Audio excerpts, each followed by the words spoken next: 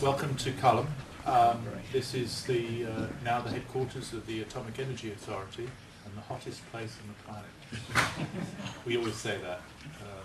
It sounds good, doesn't it? This came out of some discussions that several of us had with Frank about how to support and nurture business and innovation in our county, in our neighbourhood, and to bring forward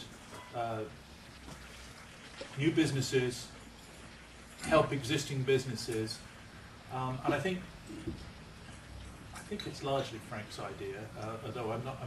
This is probably unfair to the other people. No, it's quite right. It's quite true. Yeah. Well, we're all going to blame Frank anyway. That there's a lot of collective knowledge, and by sharing that collective knowledge, we may help each other. And so that was the impetus behind this. I should say a little bit about my interest and just briefly some of the issues that are on my mind. I'm a theoretical physicist, and I was a professor until I took this job as being CEO of the Atomic Energy Authority. So I know very little about running a business. Certainly not even balancing my checkbook is very possible, but my wife does that. She wouldn't trust me.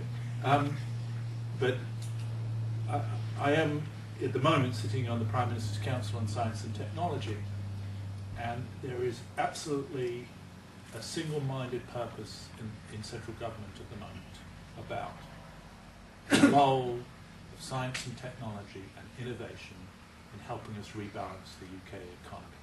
There's no question that everybody in Whitehall thinks that our economy is out of whack.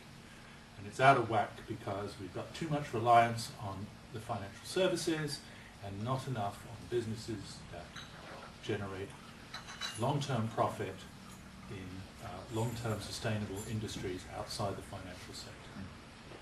And key to that is innovation.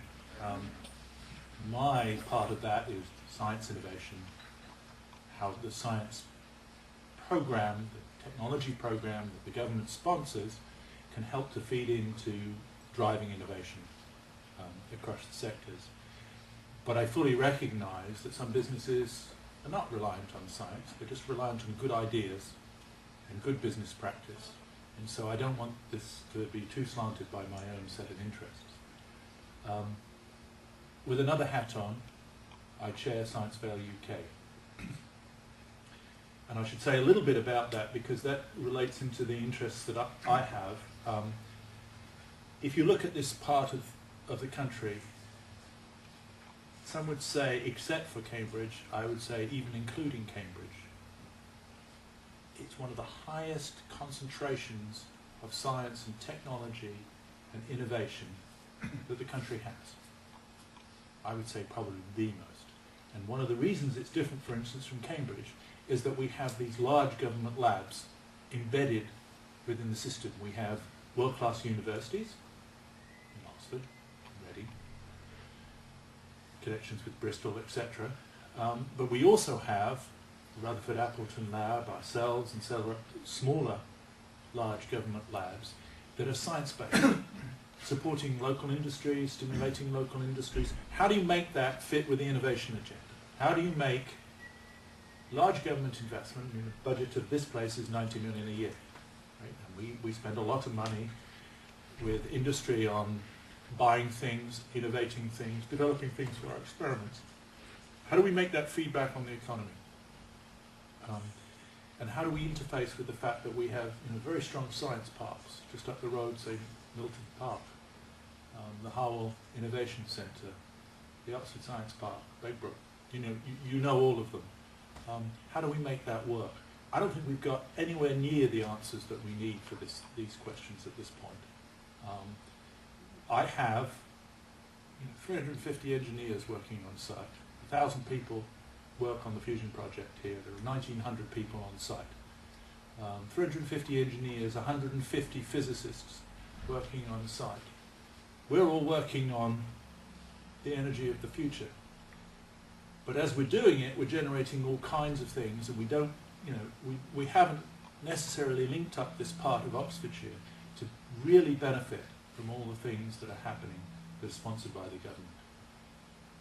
In talking with the Prime Minister is very clear, right? If the science budget is for anything in this country, it's for developing the ideas of tomorrow so that we have the businesses of tomorrow. Right? And unless we in the science world connect what we do to business, right, then government will lose favour. We'll lose favour with government, as it were. So those are the concerns that I have at this point, and I think Science Vale particularly is interested in pushing those forward. And that interfaces with the, I always get this the wrong way around, the local economic partnership and the local enterprise zone in this part of the county. And we want to push those interests forward, so we develop that. I don't think we should concede to Silicon Fen.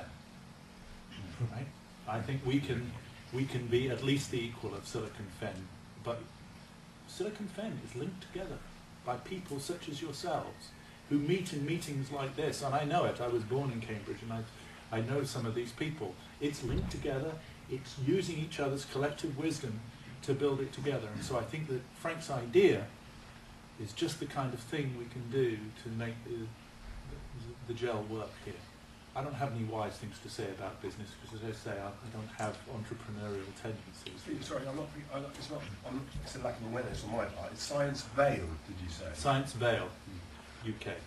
Science Vale UK is an organisation set up in the southern part of Oxfordshire that's trying to link the science investment here, the business investment here, and to, for the world to understand, particularly Whitehall, to understand that they shouldn't just look at Cambridge and say that's the place that all the innovation happens in the country. Look at the biotech companies in this area, right? Second to none. And this area should be recognised as a high innovation area in the country. And I think the local enterprise zone was, to some extent, funded by central government on the basis that they're beginning to recognise that this part of the country does have that character.